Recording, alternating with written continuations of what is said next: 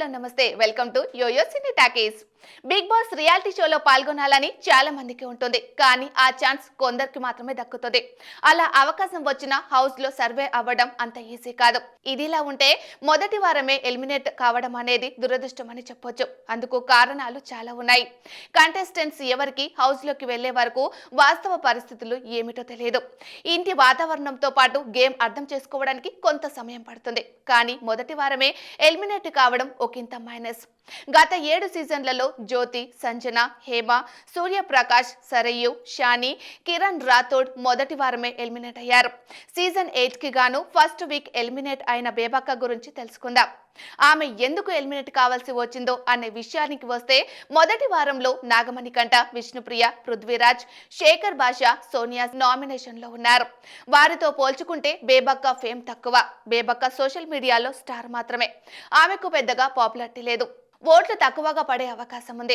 మరో రీజన్ ఏంటంటే, ఆమె ఎలిమినేషన్ లో పెద్దగా ప్రభావం చూపలేకపోయింది.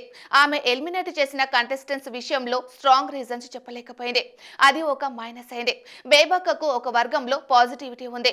ఆమె మెచ్యూరిటీగా మాట్లాడుతుంది, సెటిల్డ్ గా ఉంటుంది అనే వాదన ఉంది. అయితే బేబక్క ప్రశాంతంగా ఉండడం కూడా బిగ్ బాస్ మేకర్స్ కి నచ్చకపోవచ్చు. కాంట్రవర్సీ కామెంట్స్ తో కంటెంట్ ఇచ్చే వాళ్లకు మాత్రమే మైలేజ్ ఉంటుంది. ఏజ్ బార్ అయిన లేడీ కంటెస్టెంట్స్ హౌస్ లో ఉంచారు.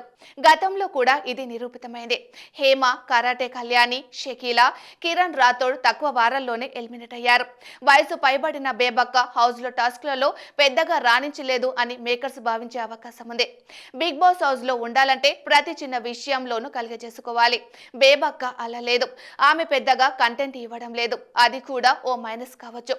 ఎలిమినేషన్ లో ఉన్న నాగమణికంట, సోనియా ఆకుల, శేఖర్ భాష ప్రేక్షకులను ఎంటర్టైన్ చేయాలనే ఉద్దేశంతో కంటెంట్ ఇస్తున్నారు. బేబక్క అందరు కంటెస్టెంట్స్ తో కలిసి ఉండే ప్రయత్నం చేయడం లేదు. ఒకరిద్దరితో మాత్రమే ఆమె బాగుంటున్నారు. చెప్పాలంటే ఆమె ఎక్కువగా శేఖర్ భాషతో మాట్లాడుతున్నారు. ఇతర కంటెస్టెంట్స్ తో కలవడం లేదు. ఇది కూడా మైనస్ అని చెప్పొచ్చు. గేమ్స్, టాస్క్లలో బేబక్క అంత యాక్టివ్ గా పాల్గొనలేదు. ఒక ఫిజికల్ గేమ్ ఆడేందుకు ఆమె చాలా ఇబ్బంది పడేది.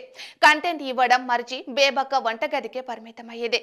ఇది కూడా ఆమె ఎలిమినేట్ కి కారణంగా చెప్పొచ్చు.